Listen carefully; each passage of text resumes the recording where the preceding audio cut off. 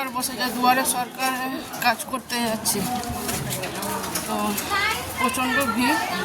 10টা ওয়ার্ড মিলে একটা ওয়ার্ডে দুয়ারে সরকার দেখাচ্ছি ভিড়।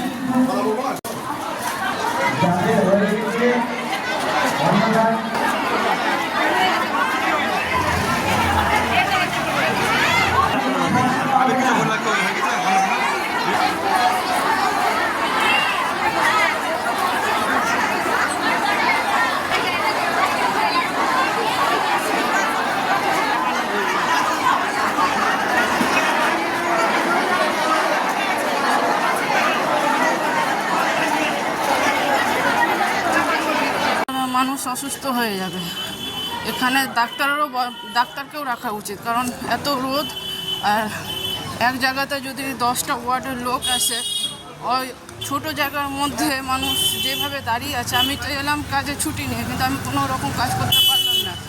তো এখানে যে হারে লোক হয়েছে, একটা করে ডাক্তার রাখা উচিত, কারণ মানুষ অসুস্থ হবেই।